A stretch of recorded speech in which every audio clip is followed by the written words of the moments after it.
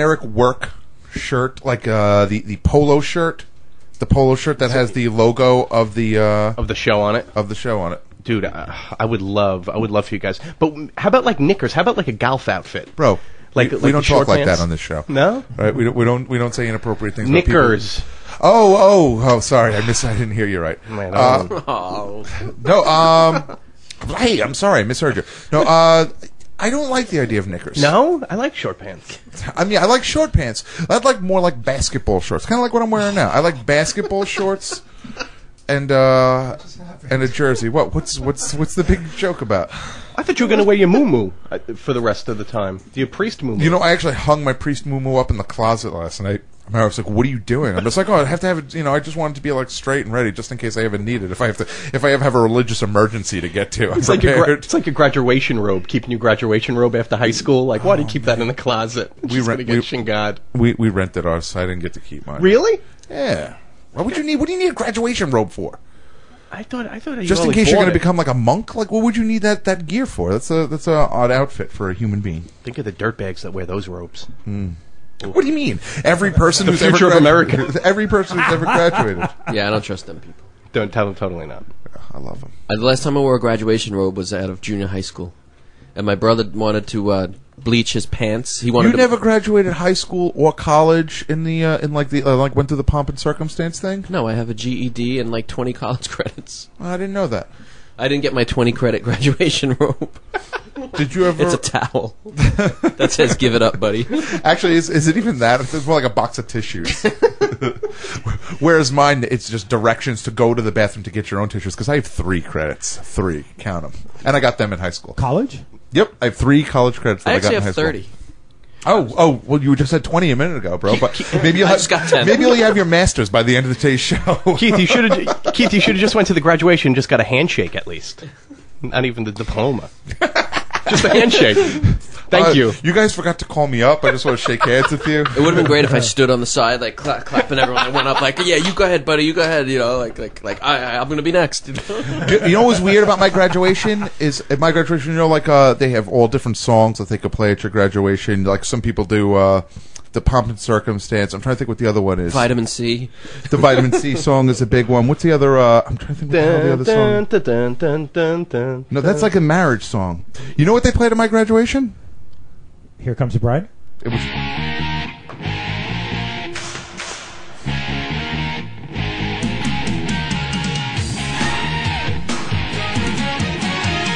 Did you guys go to the Peach Pit afterwards?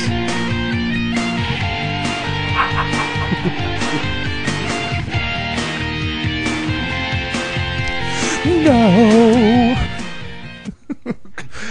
Hi, Vanessa. Good morning and welcome to the program. What happened? Donna's not walking down the street. I can't even believe. Have anything for you? Could I just explain? I was about to, and then a question was posed to me and threw me off my game about the peach. I honestly can't even believe that Donna Martin graduates did not come. I was just about to say. I'm telling you, I was going. I was literally, my lips were pursed. Even do it again. No, I can't do it. I can't do it. You can't go back. You can't go back. You can never go back. Wait a minute. Good morning, everybody. Morning. Hi, morning. Vanessa. Oh wait, Vanessa, hold on. Hi. Good for my She's got a plane to catch.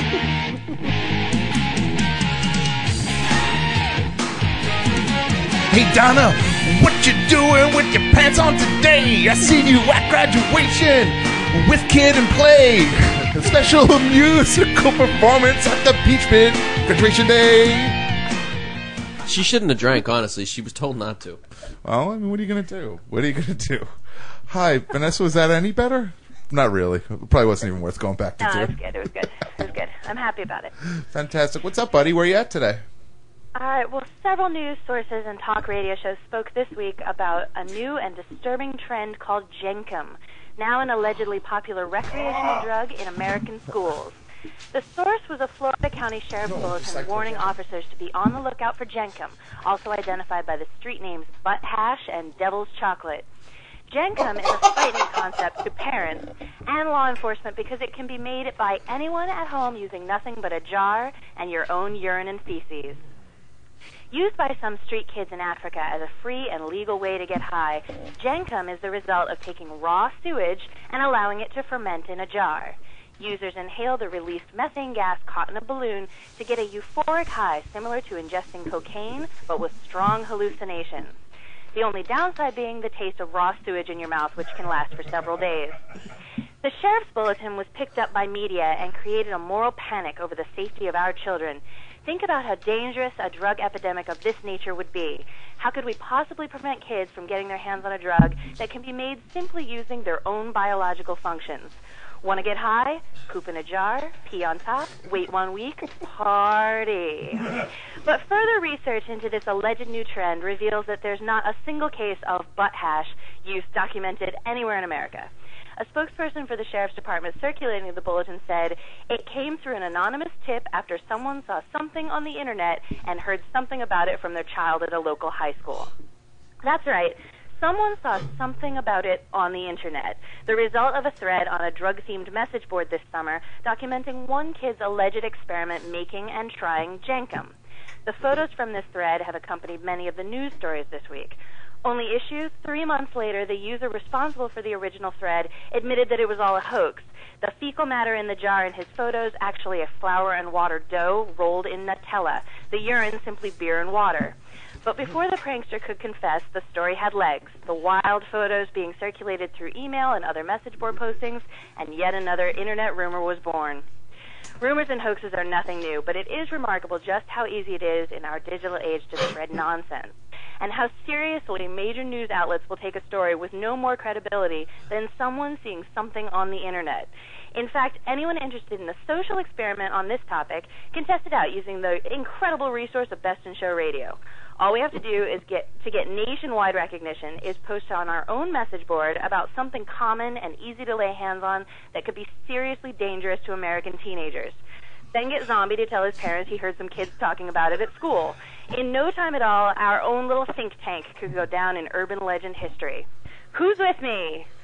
Promoting quality disinformation in the digital age, I'm Vanessa Cheatwood.